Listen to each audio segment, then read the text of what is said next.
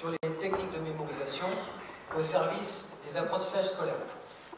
Deux petits mots de présentation personnelle. J'ai d'abord été professeur d'école, puis j'ai rejoint ensuite une inspection d'éducation nationale pour mener une mission de conseiller TIS. Et je me suis spécialisé dans les techniques de mémorisation. Et aujourd'hui, je crée des outils pour aider à la mémorisation dans tous les domaines à l'école, que ce soit les tables de multiplication, l'orthographe lexicale des mots, les règles grammaticales ou encore les terminaisons de conjugaison. Alors, cet intérêt, cette envie de me spécialiser dans les techniques de mémorisation m'est venue, alors même que j'étais encore professeur d'école, à partir de cette frustration que j'avais, je ne sais pas si vous partagiez cette frustration, mais voilà, de voir des enfants qui ont des difficultés à mémoriser et d'être un petit peu démunis pour les aider dans cette démarche. Donc, par rapport à cette frustration, je me suis intéressé justement aux techniques de mémorisation. Et j'ai fait donc des recherches dans différents domaines, je vais vous les présenter. Voilà ce que je voulais vous dire par rapport au point de départ de ma démarche. Alors ce matin, je vais partager avec vous donc des stratégies de mémorisation pour vous aider concrètement à remédier aux difficultés de mémorisation. Alors comme je vous disais, pour créer ces outils, dont le premier qui est terminé, qui est disponible, c'est Multimalin. C'est un outil clé en main pour aider à la mémorisation des tables de multiplication, on en parlera tout à l'heure. Mais ma démarche aussi est de vous apporter ce matin des apports concrets pour l'orthographe lexicale des mots, les règles grammaticales, les termes de conjugaison, etc. Et les leçons aussi, la mémorisation de traces écrites. Donc pour créer toutes ces choses-là, je m'inspire et je prends des informations à partir de 4 domaines d'information précises. D'abord, je m'appuie sur les dernières recherches dans le domaine des neurosciences. Je prends également des informations du côté de la gestion mentale. Je me suis formé dans le domaine de la gestion mentale. Troisième source d'information, et là c'est peut-être une découverte pour vous, ça l'a été pour moi il y a quelques années, les championnats du monde de mémorisation. Parce qu'il faut savoir qu'il y a tous les ans des championnats du monde de mémorisation avec des vrais athlètes de la mémoire, des gens pour qui c'est une passion de décupler leur capacité de mémorisation. Et donc, par exemple, une des épreuves dans ces championnats du monde de mémorisation, c'est d'être capable de mémoriser en quelques minutes seulement des centaines de chiffres.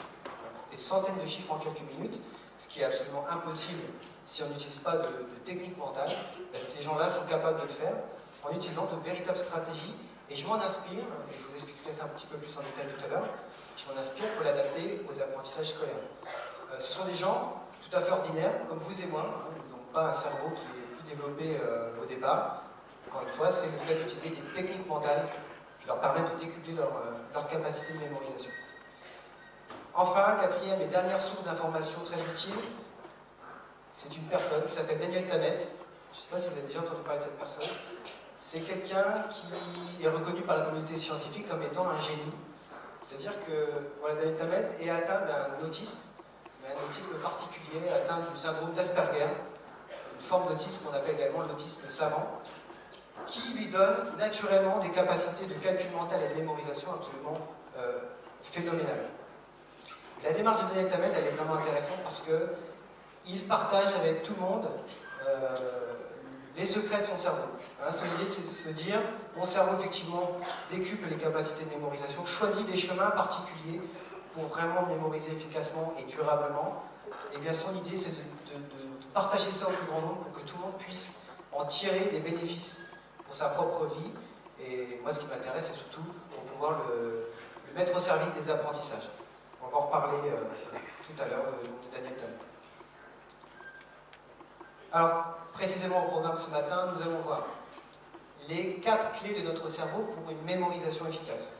Parce que ces 4 champs d'information qu'on a vus, que je viens de vous présenter, neurosciences, gestion mentale, technique des champions du monde de mémorisation et le cerveau des génies, celui de Daniel Tammet, je mets tout ça en cohérence et j'en dégage donc des clés pour qu'on peut adapter à tout domaine, même dans votre propre vie personnelle. Et donc ces 4 clés, je vais vous les présenter. Ensuite, à partir de ces 4 clés, on fera une petite expérience tous ensemble de mémoriser une dizaine de mots très rapidement et durablement en utilisant ces 4 clés. Ensuite, on passera sur du concret, sur des choses qui intéresse les apprentissages scolaires. Donc, nous verrons comment on peut utiliser ces 4 clés pour mémoriser les tables de multiplication.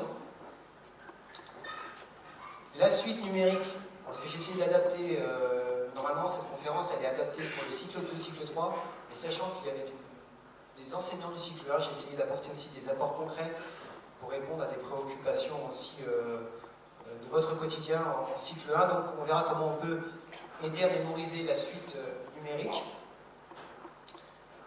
Nous verrons dans un troisième temps comment aider à la mémorisation de l'orthographe lexicale des mots. Et nous verrons ensuite la mémorisation des règles grammaticales. Nous verrons un exemple très concret avec avec les mots difficiles comme évidemment ou dehors. Et nous terminerons par donner effectivement des pistes concrètes pour mémoriser l'alphabet, encore une fois, pour revenir un peu sur le cycle 1, essayer d'apporter des éléments concrets, en sachant que voilà, c'est ce que je vous propose, mais vous avez aussi certainement des préoccupations, des choses que vous avez du mal à faire mémoriser en classe. Vous n'hésiterez pas à m'interrompre et à me poser des questions, me dire voilà, pour tel domaine, comment est-ce qu'on peut faire? Et là, on peut réfléchir ensemble et essayer de répondre à ces questions-là. Des questions auxquelles je n'aurais pas pu répondre ce matin.